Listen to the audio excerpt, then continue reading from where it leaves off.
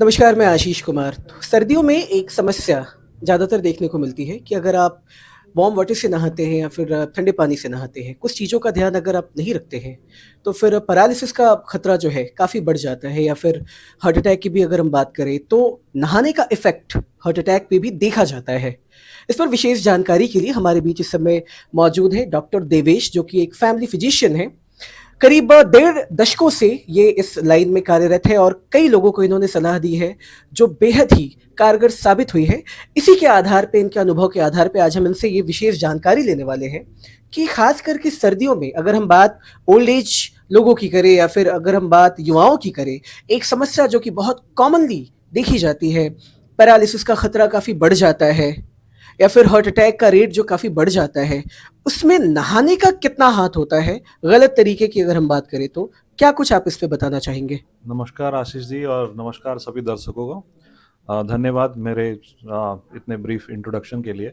जहाँ तक हम बात करें, सर्दियों में हार्ट अटैक और जो पैरालिसिस है उसके केस का नंबर बहुत ही ज़्यादा एक्सपोनेंशियली बढ़ जाता है। मुख्य कारण होता है कि जो अर्ली मॉर्निंग जो उठते हैं, जो ज़्यादातर गांव के पेशेंट्स हैं या जो भी हैं, और सडन वो जिनको वॉक करना या सुबह सुबह निकलने की आदत होती है ठंड में, तो वो क्या होता है, हमारे शरीर के अंदर के जो वेसल्स होते हैं उसमें कंस्ट्रिक्शन होता है ड्यू टू ठंड के कारण से। ये हमारा नॉर्मल फिजियोलॉजिकल फिनोमेना है बॉडी का। तो नसें सिकुड़ने के कारण से सडन जो ब्लड की सप्लाई है ब्रेन में कम होती है, हार्ट में कम होती है। इस समय में क्या होता है, हार्ट हमारा जो है अचानक से पंप करना, ज़्यादा करना शुरू कर देता है। उम्र होने पे हमारी आर्टरी का थिकनेस वो ज़्यादा स्टिफ हो जाता है, और अगर कैल्शियम, कोरोनरी कैल्शियम स्कोरिंग करते हैं तो वो भी बढ़ा हुआ मिलता है, जिसके कारण से वो स्टिफनेस बढ़ा हुआ रहता है। सेकेंड चीज़ है जो प्लेक्स होते हैं, जो कि वसा का जमा होना हमारे आर्टरीज के अंदर में, वो एक तरह से प्लैक बनता जाता है। सडन अगर कार्डियक लोड बढ़ता है ठंड के एक्सपोजर के कारण से, तो पंप आउट इरेगुलर हो जाता है। कभी हार्ट फड़कने लगता है और वहाँ से क्लॉट, प्लेक्स जो वहाँ से रप्चर होके, वो सडन क्लॉट या तो हमारे हार्ट के वेसल्स पे जाके अटक जाता है, या जाके ब्रेन्स में वो ट्रैवल करके ब्रेन्स पे जाके वहाँ पे किसी आर्टरी को ब्लॉक करता है। इस तरह वो वहाँ पे जो इस्चेमिक अटैक और या इस्चेमिक एपिसोड होता है। दूसरा एपिसोड ये होता है कि जब हमारी लोड, जब आर्टरी स्टिफ होती है और बीपी बढ़ता है, उसमें शूट अप होता है, तो भी जो जहाँ पे फ्रेजाइल वेसल्स होते हैं, जो कि पहले से एन्यूरिज्म हो या कुछ ऐसा जो पे बबल गुब्बारे सा ब्रेन्स में फैली रहती हैं, एन्यूरिज्मल आर्टरीज होती हैं, वहाँ से सडन ब्लीड होने का खतरा रहता है, ब्रेन हैमरेज का केस बढ़ जाता है। तो ये जो मुख्य कारण है, इसमें सडन ठंड का एक्सपोजर है। गर्म पानी से नहाना कोई हमारे लिए खतरनाक नहीं है, लेकिन गर्म पानी से तुरंत नहाने के बाद अचानक से आप जो ठंडे वातावरण में तुरंत आ जाते हैं, वो खतरनाक है। तो टेम्परेचर को हमेशा मेंटेन करके थोड़ी देर हमको वॉशरूम में रहना चाहिए। तुरंत हम डायरेक्ट ठंड के जो कांटेक्ट में नहीं आना चाहिए।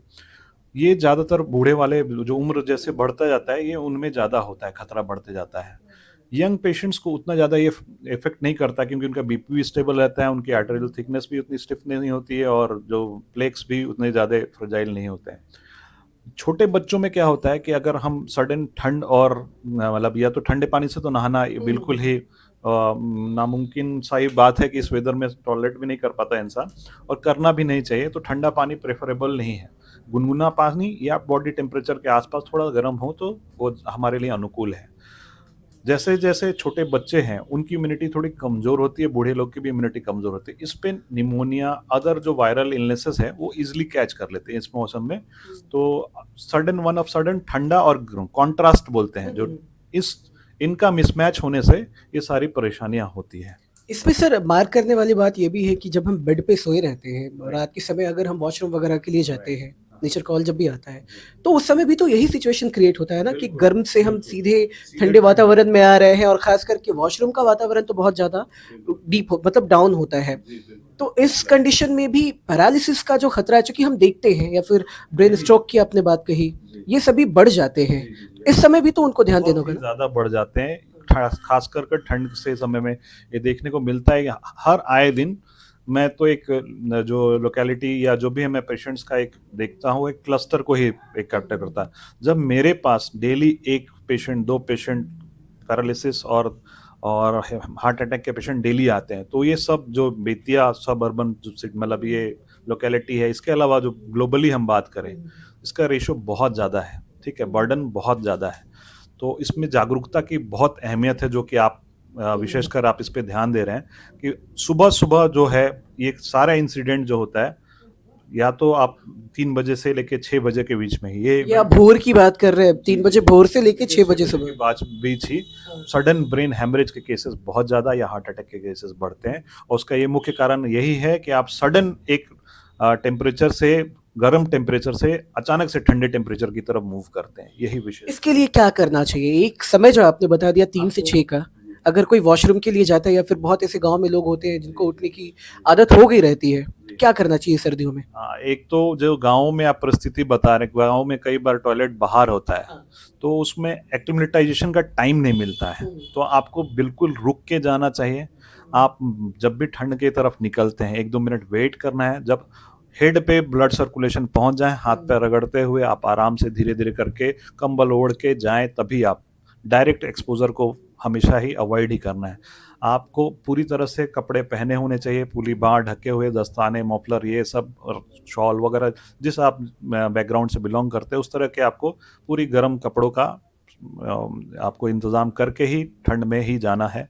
दूसरा, आपको थोड़ी देर के लिए वहाँ में एक्लिमेटाइज करना है, आपको अपनी परिस्थिति के अनुकूल होना पड़ेगा। आपको जो भी मौसम है उसके हिसाब से चेंज हो रहा है, आपको गर्म से ठंडे की तरफ जाने में आपको थोड़ा समय लेके, रुक करके, व्यवस्था करके ही जाना है। बात चाहे नहाने की हो या फिर बेड से उठ के नेचर कॉल के लिए जाने की हो।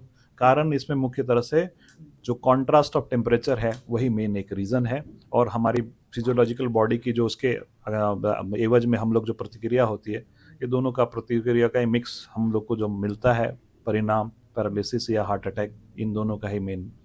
चलिए, जीवन अगर प्यारा है आपको, बेशक जीवन प्यारा सबको होता है, तो आपको इन चीज़ों पे ध्यान देना होगा। कीमती समय डॉक्टर ने हमें दी है अपनी, और बहुत ही कीमती और बहुत ही जान को सुरक्षित रखने वाली पहलुओं को आपने हमसे साझा किया है। हमें उम्मीद यही है कि ज़्यादातर लोग इन सभी पहलुओं पर विचार करेंगे और इसे अपने जीवन में अपनाएँगे, और फिर ये जो खतरा हम सबके सर पे मंडराता है सर्दियों में, इसकी जो चांसेस है वो काफ़ी हद तक कम हो जाएँगे। बहुत-बहुत धन्यवाद सर, लोकल 18 के लिए। पश्चिम चंपारण से आशीष कुमार की रिपोर्ट।